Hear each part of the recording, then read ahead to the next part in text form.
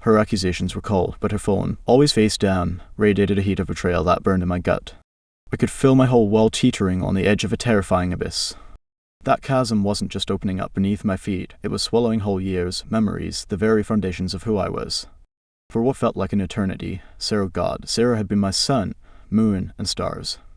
I remembered the first time I saw her at some stuffy art gallery opening, but there she was, a splash of vibrant colour, laughing with an ease that just drew me in. Her smile, man, it could melt glaciers. We built a life, brick by painstaking brick, on what I thought was solid rock. Our little house, the one with the slightly crooked porch swing where we'd sit on cool summer nights, our fingers laced together, just dreaming. We're gonna be okay, always, she'd whisper, her head resting on my shoulder, her scent like vanilla and warm sunshine, the very essence of home. And I believed her. How could I not? She was my world. And then there was Mark. My brother. Not by blood, no, but by something forged in sweat and sacrifice, a bond I thought was case-hardened steel. Ironwood Forge, it wasn't just a business to me, it was the culmination of every late night, every busted knuckle, every ounce of hope I possessed. And Mark? He was there from day one, sleeves rolled up, a smear of grease on his cheek, the determined glint in his eye when we landed our first big contract. I can still see him, clapping me on the shoulder, a grin splitting his face. Told you we'd do it, pal. He'd poured his savings, every last dime he had, into Ironwood when it was nothing but a wild idea sketched on a greasy napkin and a prayer whispered into the dark. Asterisk, he believed in me. Asterisk, that's what I told myself. That's what I saw, clear as day. We weren't just partners, we were a unit, a shield wall against whatever the world dared to throw at us. Countless late nights at the workshop, fueled by stale coffee and the sheer, unadulterated thrill of creation, him chattering about his latest harebrained scheme, me trying to keep his feet on the ground, but always asterisk, side by side. That loyalty, I would have bet my life on it. Our son, Liam, he was the anchor, the bright, beautiful center to it all. Holding him for the first time, this tiny, perfect, screaming little miracle, I felt a love so fierce, so profound, it actually terrified me. Sarah and I, we'd just look at him sleeping in his crib, his little chest rising and falling with each tiny breath, and we'd just know. This was it. This was everything. I'd imagine him, years down the line, a young man, maybe even stepping into my shoes at the forge, building on what Mark and I had started. A legacy. That word echoed in my mind, heavy with meaning. It wasn't just about money, or assets. It was about substance, about leaving something real, something good behind in this world. We were supposed to be a fortress, the three of us, Sarah, Mark, and me with Liam safe and sound inside our impenetrable walls. That's the picture I painted in my head every single day, the mantra I lived by. An unbreakable bond. I'd hear stories, guys getting screwed over by their partners, wives straying, and I'd scoff. Asterisk, nah, not us, asterisk, I'd think with a smug certainty. Asterisk, we're different. We're stronger. Asterisk, I remember Sarah laughing once, curled up next to me on the couch, watching some cheesy movie where the best friend runs off with the wife. Can you imagine, she'd said, snuggling closer, her voice soft.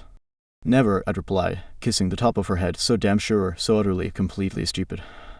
The signs, if there even were any clear ones, I'd probably just wave them away. Too busy building the dream.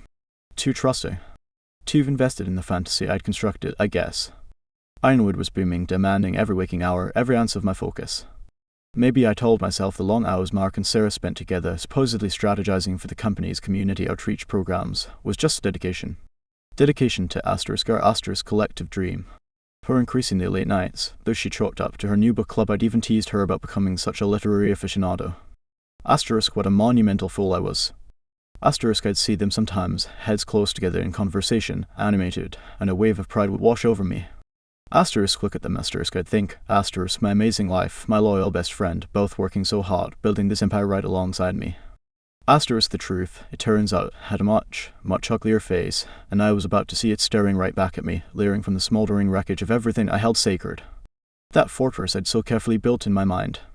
It was nothing but sand, and the tide, a goddamn tsunami, was already crashing down. It started small, like a hairline crack in a damn good piece of steel, almost invisible at first, but deep down, it's a weakness, a point of failure just waiting to happen. I'd catch these asterisk looks passing between Sarah and Mark. Quick, almost imperceptible, but charged with something I couldn't quite name, something that made my stomach clench. A shared smile over some inside joke I wasn't privy to, while I was right there explaining some new design for the forge. His hand lingering just a fraction too long on her arm when he was making a point about some community event, her eyes flicking to his, then away, a little too quickly. I'd see it, and this cold little knot would tighten in my gut. Asterisk, nah, you're imagining things, Jake, asterisk, I tell myself, shaking it off. Asterisk they're close. They're on asterisk our asterisk team. That's all it is. Asterisk but the knot would stay, a dull persistent ache of unease that shadowed my days.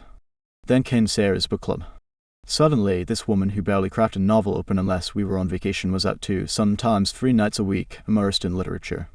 I'd ask her, trying to sound casual, so, what's this week's bestseller, hon? And she'd wave a hand dismissively, a vague smile playing on her lips, though it's just so some deep stuff girl talk, mostly, you wouldn't be interested, trust me. Her laughter, when she talked about these nights, it used to be this free, easy sound that could fill a room. But now, it had this brittle edge to it. It felt rehearsed. Forced.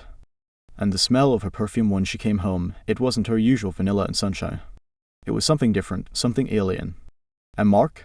He always seemed to have a late meeting with the potential investor or a sudden supply crisis that needed his personal attention on those exact same nights. Coincidence, right? My brain, bless its loyal, stupid heart, screamed it, begged me to believe it. Asterisk keeps working hard for us, for our future. Asterisk, but my gut knew better. It was twisting, churning, feeding me a constant, bitter diet of dread. The easy camaraderie between us at the forge felt strained, his jokes fell flat, and when I'd look him in the eye, he'd glance away a little too fast. I remember one afternoon, I walked into his office and announced, and he jumped like I'd caught him with his hand in the till, slamming his laptop shut. Just us sensitive financials, Jake, he'd stammered, a weird flush creeping up his neck. Asterisk financials. Since when were financials a secret between us? Asterisk. That gnawing feeling, it was like acid eating away at me. Sleep became a battlefield, my mind replaying those fleeting glances, her new perfume, his shifty eyes, over and over. The foundations of my world were trembling, and I was desperately trying to hold them together with sheer willpower. I remember one particularly brutal week at the forge. We just landed a massive contract, the kind that could catapult Ironwood into the big leagues, but the pressure was insane. I was running on fumes, short-tempered, snapping at everyone, even Liam once, which just gutted me. I felt Sarah pulling away, the distance between us growing wider with every forced smile and clipped, one-word answer. The laughter in our house had faded, replaced by a heavy, suffocating silence. I needed to fix it. I needed to show her, show asterisk as asterisk, that we were still solid, that our foundation was still rock. So that Friday, I told myself, asterisk enough asterisk. I bailed from work early, something I rarely did. On the way home, I stopped at that fancy florist she loved, the one where a single rose cost more than a decent dinner. I picked up a huge bouquet of her favorite ridiculously overpriced flowers, those pale pink pennies she always said reminded her of a perfect sunset. Even grabbed a bottle of that ridiculously expensive champagne she adored, the one we only ever broke out for anniversaries or truly monumental news. A peace offering. A desperate, hopeful plea to rewind, to find our way back to that crooked porch swing and the easy whispers of always. I pulled into the driveway, a nervous flutter in my chest, a stupid, hopeful grin plastered on my face. The house was quiet. Too quiet. Liam was at my mom's for the night, a special grandma sleepover Sarah had arranged just that morning. Funny, I didn't remember us discussing that. Usually, we planned those things together. I let myself in, calling out, "Sarah, honey, I'm home early, got a surprise for you." Silence. Just the damn hum of the refrigerator, a lonely, mocking sound in the sudden, echoing vastness of our home. I walked into the kitchen, set the flowers and champagne on the granite island. Still no Sarah. Book club must have run really, really late, I muttered to myself, trying to squash the unease that was now a cold, constricting serpent coiling tighter and tighter in my stomach.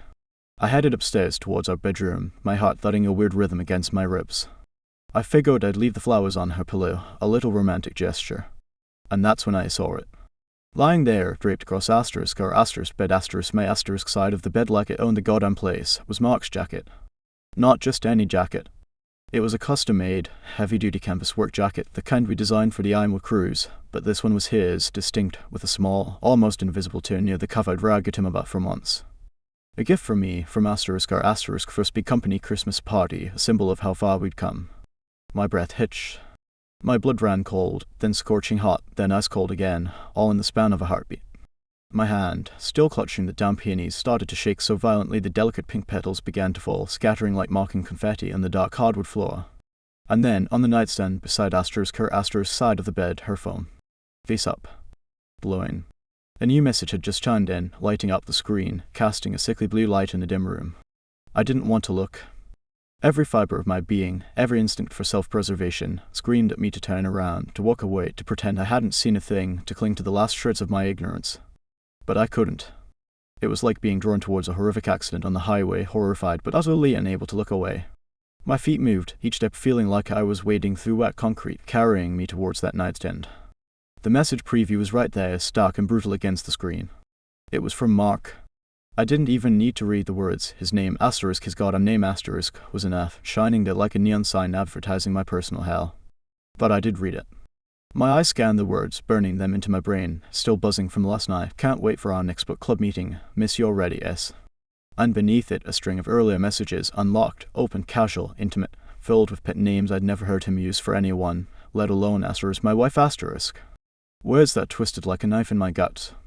Each word was a hammer blow, systematically, brutally shattering the picture I'd held so sacred, the image of my life, my love, my loyalty.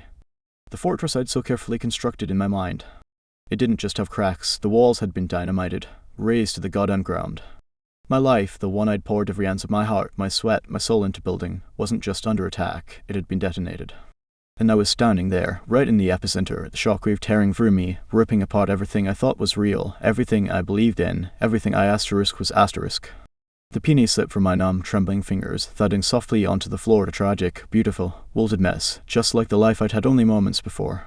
The scent of her perfume, asterisk, that other perfume, asterisk, seemed to cling to the air, suffocating me. That goddamn tsunami had finally crashed down. I don't know how long I stood there, frozen, the ghost of peonies and promises dying at my feet. Seconds? Minutes? An eternity? The silence in that room was a screaming void, broken only by the frantic, jackhammer rhythm of my own heart. Each beat felt like it was trying to claw its way out of my chest, to escape the unbearable pressure building inside me. Mark's jacket. Asterisk our asterisk bed. Her phone, still glowing with his casual, damning words. Asterisk miss you already, S. Asterisk S. He called her asterisk S asterisk. My Sarah. My vision tunneled. The room tilted. I could feel the blood draining from my face, then rushing back in a scorching, furious tide. It was a physical blow, like I'd been sucker punched in the soul. I remembered laughing with Mark, clinking beer bottles after a grueling week at the forge, him slapping me on the back. We're gonna be legends, Jake, you and me. Legends in what? Betrayal? Deceit? And Sarah, God, Sarah. Her face, just that morning, smiling as she kissed Liam goodbye, then a quick, almost dutiful peck from me. Was she thinking about asterisk him asterisk even then? The thought was a razor blade dragged slow and deep across my heart. Then I heard it. The crunch of tires on the gravel driveway. The familiar slam of her car door. Keys jangling. The front door opening, then closing with a soft click that sounded like a gunshot in the suffocating stillness. Jake, you home? Her voice floating up the stairs, laced with a chipper, false brightness that made my stomach churn. I didn't answer. I couldn't. My throat was a knot of unshed tears and pure, unadulterated rage. Footsteps on the stairs, lighter, quicker than usual. Eager, maybe. Eager to get to her phone. To her secrets. She appeared in the doorway, a half-smile on her face, ready with some breezy excuse for her lateness, I'm sure. And then she saw me. She saw my face, the color of ash. She saw Mark's jacket, screaming its infidelity from asterisk bed. Her eyes darted to the nightstand, to her glowing phone. The smile froze, then shattered, her face crumbling as the reality of what I knew, what I'd seen, slammed into her. Her hand flew to her mouth, a pathetic, too-late gesture. Jake-eyed she started, her voice a thin, reedy whisper. The air crackled. I could feel the tremors starting deep inside me, a seismic shift of pain and fury. The flowers on the floor, a splash of tragic pink against the dark wood, seemed to mock me. Asterisk our perfect sunset. Asterisk. What? I finally managed, my voice raspy, broken, barely recognizable even to my own ears. What is asterisk this asterisk, sir? I gestured, a sweeping, shaky motion that encompassed the jacket, the phone, the whole damn desecrated room. Her eyes, those eyes I'd looked into a million times and seen my whole future reflected, were now shifty, evasive, darting everywhere but at me. She wrung her hands. The silence stretched taut and unbearable. Then, she finally looked at me, a flicker of something was it defiance. Annoyance? And the words she chose, God, the words they weren't an apology, not a confession, not an ounce of remorse. He was just asterisk, their asterisk for me, Jake, she stammered, the words tumbling out, a pathetic, flimsy shield against the hurricane of my devastation. You were always so busy with Ironwood. So stressed, Mark listened. Asterisk, he was just there for me. Asterisk. The words hit me harder than any fist could. Just there. Like I wasn't. Like the endless hours I poured into Ironwood weren't for asterisk as asterisk. For asterisk her asterisk. For Liam? For the life we were supposed to be building, brick by painstaking brick. Mark listened. What? Did he listen while he was unbuttoning her blouse? While he was sliding into my side of the bed. The agony was a living thing inside me, a wildfire consuming every good memory, every loving touch, every whisper of promise. It seared through my veins, burning away the naive, trusting man I used to be. I felt something break inside me then, something fundamental. The foundations of my world hadn't just trembled, they'd been utterly annihilated. I looked at her, really looked at her, maybe for the first time in a long time. And I didn't see my wife, my partner, the love of my life. I saw a stranger. A woman who could shatter our vows, desecrate our home, betray my trust with the man I considered a brother, and then offer up such a cheap, insulting excuse. The wildfire of pain, it didn't die down. Oh no. It blazed hotter, fiercer, but then something else began to form in its heart. Amidst the searing agony, a core of something cold, something hard, something diamond sharp began to crystallize.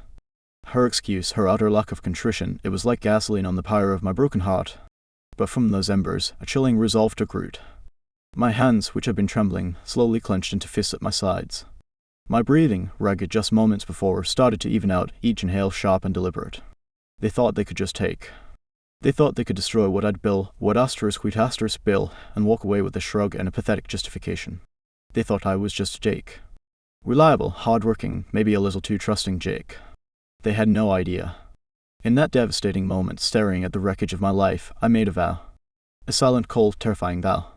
They would understand. Oh, they would understand the true price of their treachery. They would learn what it meant to detonate a man's world. They had lit the match. Now they were going to burn in the blaze they'd created. And I would be the one to fan the goddamn flames. A few days, maybe a week, passed in a blur of suffocating silence and barely concealed hostilities. Liam was with my folks, thank God. I couldn't bear for him to see us like this, his mother a ghost haunting the downstairs, me a thundercloud confined to my study. Mark, the bastard, had the audacity to call, leaving breezy voicemails about some supplier issue at the forge, as if he hadn't just ripped my life apart. He probably thought I was just licking my wounds, that I'd eventually what? Forgive? Forget? The arrogance was breathtaking. He swaggered through life, always had, thinking he held all the cards, that his charm could smooth over any transgression. He was about to get a very rude awakening. My study had become my war room. Piles of paperwork, coffee cups, the stale scent of sleepless nights and brewing vengeance. Sarah, she tried a few more times, those tearful, "Jake, can we just talk?" overtures. Talk. What was there to say? Her pathetic excuse about Mark being there for her echoed in my ears, a constant, infuriating reminder. I'd just stare at her, my silence a wall she couldn't breach. It was during one of those late-night trolls through my own life's wreckage that the first glint of steel appeared in the darkness. The prenup. We'd argued about it years ago. It's so unromantic, Jake, she'd said, her eyes wide and hurt. Don't you trust me? Oh, the irony.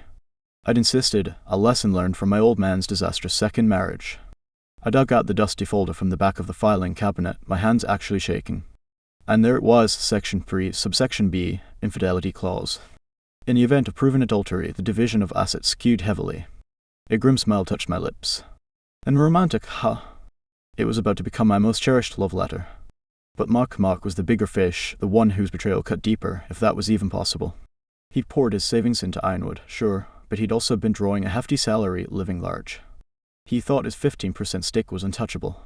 He'd forgotten about our initial partnership agreement, the one we'd hammered out over lukewarm beers and big dreams in my cramped apartment, long before lawyers got involved with the formal incorporation. I found my original copy, pages yellowed at the edges.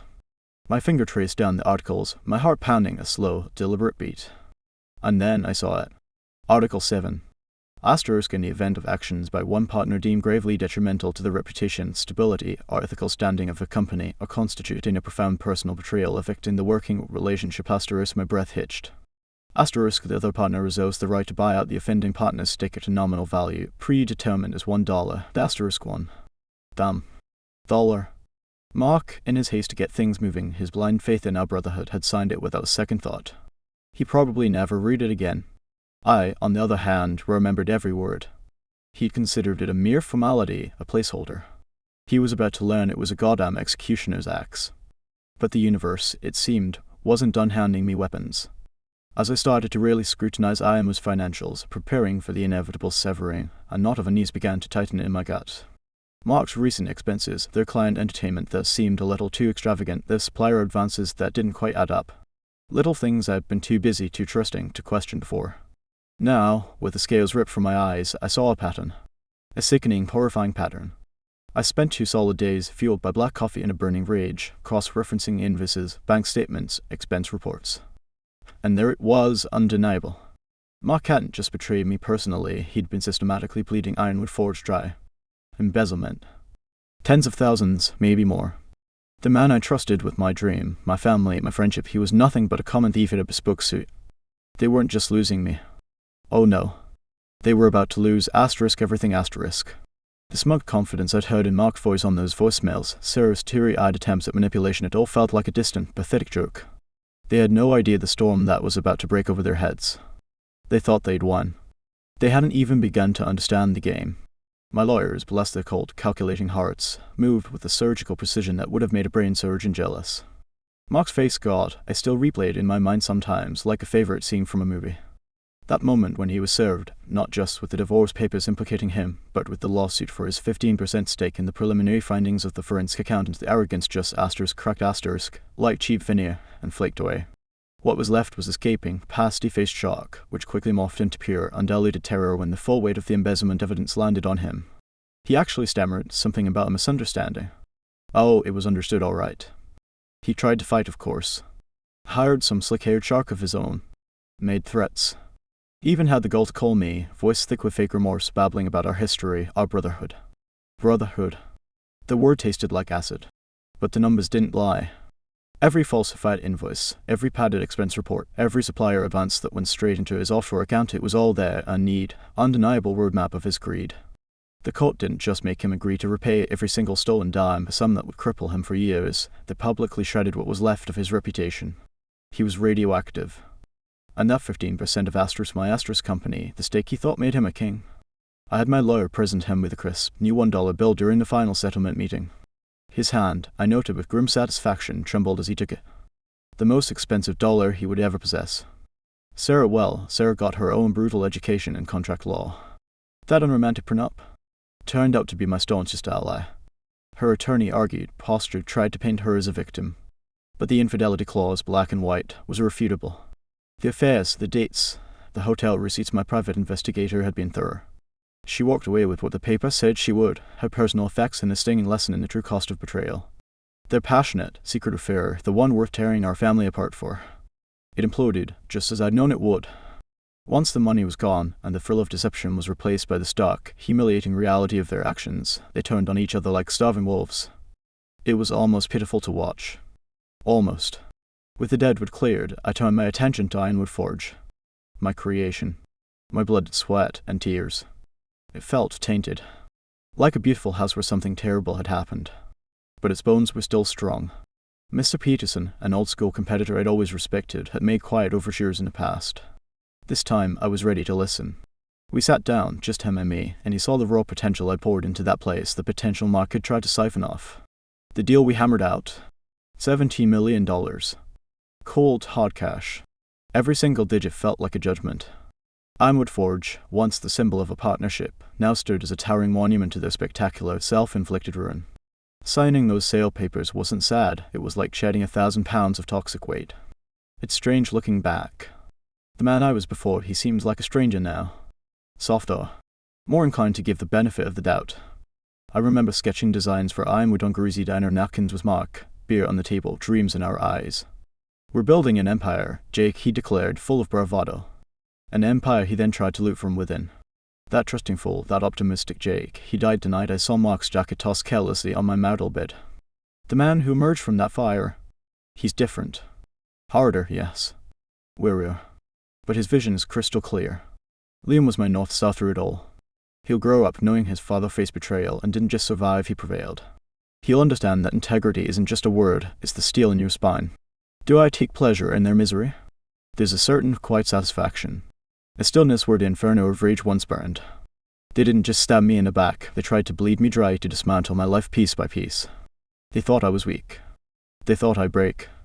They forgot I built a multi-million-dollar company from sheer grit and determination. I knew how to create, and I sure as hell learned how to destroy. Now, as I look towards a future that's entirely my own, a future untainted by their shadows, there's this profound sense of peace, underscored by an unshakable strength. They handed me the most brutal lesson, true, but in doing so, they forged something new in me. I didn't just weather their storm. I became the goddamn storm. And I finally feel the sun on my face again. They sure as hell handed me the most brutal lesson of my life. A lesson carved into my soul with the jagged edges of their greed and deceit. Trust, I used to think it was everything, the very foundation. Now I know it can be an illusion so damn fragile, shattered by the slightest tremor of betrayal. That realization, it almost broke me. Almost. But standing there, amidst the ruins of what they tried to destroy, something inside me ignited. A fire hotter than any rage. It forged an unshakable strength, a crystal clear vision of what truly mattered: my son, my honor, my future. It wasn't just about evening the score, it was about claiming what was mine, protecting my legacy. And seeing them left with nothing but the bitter ashes of their choices. There's a deep, cold satisfaction in that, a stillness where the storm used to be. They thought they could take me down. They had no idea they were just clearing the path for the man I was meant to become.